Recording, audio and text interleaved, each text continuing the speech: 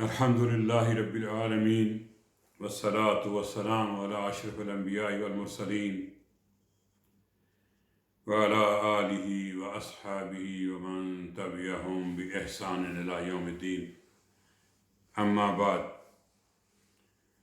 اعوذ باللہ من الشیطان الرجیم بسم اللہ الرحمن الرحیم آج ہم انشاءاللہ عقیدہ توحید و منہج کے سوالات کی تیسری نشست میں سوال نمبر 10 سے شروع کریں گے۔ سوال نمبر 10 توحید کی کتنی اقسام ہیں؟ اس کا جواب ہے توحید کی تین قسمیں ہیں: توحید ربوبیت، توحید الوہیت، توحید اسما صفات۔ اس کی دیتے ہم انشاءاللہ ہم بات کریں گے سوال اور جواب اور قرآن اور حدیث سے دلیل کے مطابق انشاءاللہ۔ قرآن سے دلیل ہے اس کی: رب السماوات والارض وما بینہما فاعبدوہ واستبر لعبادتہ هل تعلم له سمیہ۔ سورہ مریم کی آیت نمبر 65۔ اس کا ترجمہ ہے: آسمانوں، زمینوں اور جو کچھ اس کے درمیان ہے سب کا رب وہی ہے، تو اسی کی عبادت کرو اور اسی کی عبادت پر جمے رہو۔ کیا اس کا حق کسی دوسرے کو بھی جانتے ہو؟ کیا اس کا ہم نام کسی دوسرے کو بھی جانتے ہو؟ مسلم کی حدیث ہے 5109: بے شک میں نے اپنے بندوں کو موحد پیدا کیا ہے، یعنی توحید پہ پیدا کیا ہے، لیکن شیطانوں نے انہیں اپنے دین سے گمراہ کر دیا۔ سوال نمبر 11: توحید الوہیت کسے کہتے ہیں؟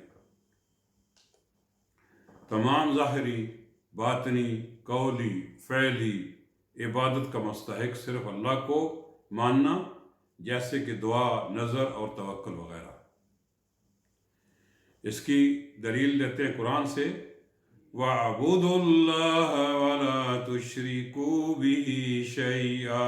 سورۃ النساء کی آیت نمبر 36 ہے۔ اور اللہ کی عبادت کرو، اس کے ساتھ کچھ بھی شرک نہ کرو، اس کے ساتھ کسی کو شریک نہ کرو۔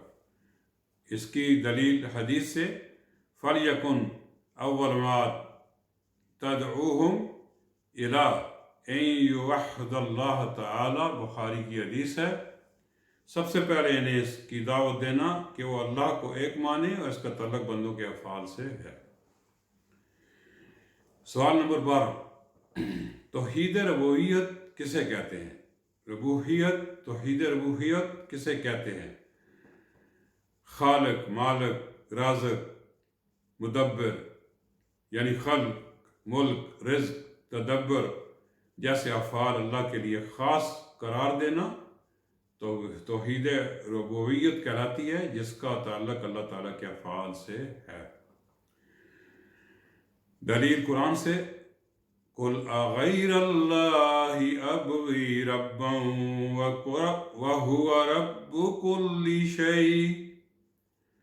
کیا میں اللہ کے سوا کسی اور کو رب تلاش کروں جبکہ وہ مالک ہے ہر چیز کا؟ سورۃ الانعام آیت نمبر 164۔ دلیل لیتے ہیں ابھی اس کی حدیث سے: ہر بچہ فطرت توحید پر پیدا ہوتا ہے، لیکن اس کے ماں باپ ہیں جو اس سے یہودی، عیسائی یا مجوسی بنا دیتے ہیں۔ بخاری مسلم کی حدیث ہے یہ۔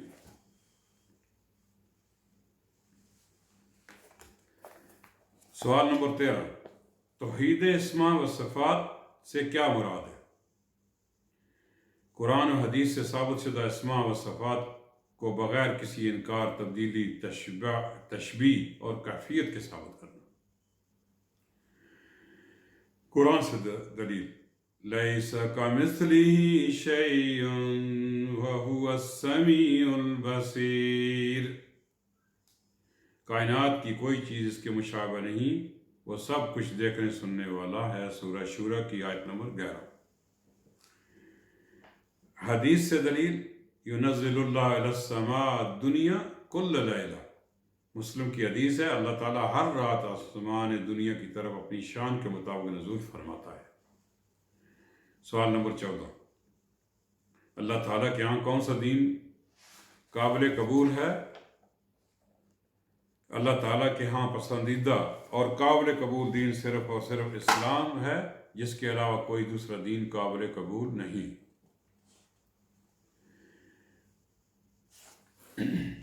اس کی دلیل قرآن سے، ان الدین عند اللہ الاسلام، بے شک اللہ کے ہاں دین صرف اسلام ہے۔ وَمَن يَبْتَغِي غَيْرَ الْإِسْلَامِ دِينًا غَيْرَ الْإِسْلَامِ دِينًا فَلَن يُقْبَلَ مِنْهُ۔ جو شخص اسلام کے سوا کوئی دوسرا دین اپنائے گا تو اس سے قبول نہ کیا جائے گا۔ سورہ آل عمران کی آیت نمبر 85۔ ابھی اس کی دلیل لیتے ہیں حدیث سے، والذی نفس محمد بیدی لا یسمع بی احد من هذه الامہ یہودی ولا نصرانی ثم يموت ولم یؤمن بالذی ارسلت به الا کان من اصحاب النار۔ مسلم کی حدیث ہے، اس ذات کی قسم جس کے ہاتھ میں محمد صلی اللہ علیہ وسلم کی جان ہے، اس امت کا جو یہودی و عیسائی میرے بارے میں سن لے پھر بھی مجھ پر نازل ہونے والے دین پر ایمان لائے بغیر مر جائے تو وہ جہنمی ہے۔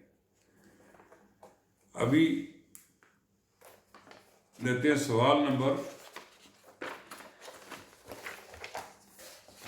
15، اسلام کا معنی کیا ہے؟ اس کا جواب ہے، اللہ پر ایمان رکھتے ہوئے اس کی اطاعت فرما برداری کرنا، اپنی خواہشات تمناؤں کو اللہ کے حکم کے تابع کر دینا اور اس کے ساتھ کسی کو شریک نہ کرنا، یہ ہے اسلام کے معنی۔ اس کی دلیل قرآن سے، وَمَن يَسْلِمْ وَجْهَهُ إِلَى اللَّهِ وَهُوَ مُحْسِنٌ فَقَدِ اسْتَمْسَكَ بِالْعُرْوَةِ الْوُثْقَىٰ۔ اور جو شخص اپنے آپ کو اللہ تعالیٰ کا فرما بردار بنا دیتا ہے اور وہ نیکوکار بھی ہو تو اس نے مضبوط کڑے کو تھام لیا۔ سورہ لقمان کی آیت نمبر 22۔ اس کی حدیث سے دلیل، رسول اللہ صلی اللہ علیہ وسلم سے پوچھا گیا کہ اسلام کیا ہے، تو آپ نے فرمایا، اپنے دل کو اللہ کے لیے مطیع کر دو اور اپنا چہرہ اللہ کے لیے جھکا دو اور فرض نماز ادا کرو اور فرض زکوٰۃ ادا کرو۔ 16 نمبر سوال ہے، دین اسلام کے کتنے درجے ہیں؟ اسلام دین کے 3 درجے ہیں۔ اسلام اطاعت قبول کر لینا، ایمان دل کی گہرائی سے اسلام پر عمل پیرا ہونا۔ 3 نمبر احسان، صدق دل سے اللہ تعالیٰ کا مشاہدہ ورنہ اس کا مراقبہ کرتے ہوئے عبادت کرنا۔ جب ان تینوں میں سے کسی ایک کا ذکر ہوتا ہے تو دوسرے درجے بھی اس میں شامل ہوتے ہیں۔ جبریل علیہ السلام کے آپ سے سوال تھے، اخبرنی عن الاسلام، اخبرنی عن الایمان، اخبرنی عن الاحسان۔ مسلم کی حدیث ہے، پوچھا گیا ای اسلام خیر، کون سا اسلام بہتر ہے؟ تو آپ نے فرمایا ایمان باللہ، اللہ پر ایمان لانا۔ مسند احمد کی حدیث ہے۔ سوال نمبر 17، یہ آخری سوال ہے، انشاءاللہ اس کو ختم کرتے ہیں ابھی، نیکسٹ انشاءاللہ اگلے درس میں پھر آگے شروع کریں گے۔ یہ آخری سوال ہے، ارکان اسلام بیان کریں۔ اسلام کے 5 ارکان ہیں۔ نمبر 1، گواہی دینا کہ اللہ کے سوا کوئی معبود پر حق نہیں اور محمد صلی اللہ علیہ وسلم اللہ کے رسول ہیں۔ 2 نمبر نماز قائم کرنا، 3 نمبر زکوٰۃ ادا کرنا، 4 نمبر حج کرنا اور 5 نمبر شاہد اللہ انہ لا الہ الا ہو۔ سورہ آل عمران کی آیت نمبر 18 ہے۔ اللہ تعالیٰ گواہی دیتا ہے کہ اس کے سوا کوئی معبود بر حق نہیں۔ واللہ یعلم انک لرسولہ واللہ یعلم انک لرسولہ، المنافقون آیت نمبر 1۔ اور اللہ تعالیٰ جانتا ہے کہ تم محمد صلی اللہ علیہ وسلم اللہ اس کا رسول ہو۔ وَأَقِيمُوا الصَّلَاةَ وَآتُوا الزَّكَاةَ، سورہ بقرہ کی آیت نمبر 43 ہے، اور نماز قائم کرو اور زکوٰۃ ادا کرو۔ وَلِلَّهِ عَلَى النَّاسِ حَجِّ الْبَيْتِ، آل عمران کی 79 نمبر آیت ہے، 4 نمبر۔ آگے اس کی دلیل لیتے ہیں حدیث سے۔ بنی الاسلام علی الخمس، شہادت اللہ الہ الا اللہ وان محمد الرسول اللہ واقیم الصلاۃ وایتاء الزکاۃ والحج وصوم رمضان، متفق علیہ۔ اسلام کی بنیاد 5 چیزوں پر ہے: گواہی دینا کہ اللہ کے سوا کوئی معبود برحق نہیں، اور محمد صلی اللہ علیہ وسلم اللہ کا رسول ہے، اور نماز قائم کرنا اور زکوٰۃ ادا کرنا اور حج کرنا اور رمضان کے روزے رکھنا۔ جزاکم اللہ خیر۔ اللہ تعالیٰ ہمیں صحیح اسلام اور صحیح عقیدہ منہج توحید پہ چلنے کی، اللہ تعالیٰ چلنے کی توفیق عطا فرمائے، اور ہمیں اگر موت آئے تو اسی دین پہ، اسی کلمہ لا الہ الا اللہ محمد رسول اللہ اور صحیح توحید پہ اللہ تعالیٰ ہمیں خاتمہ کرے۔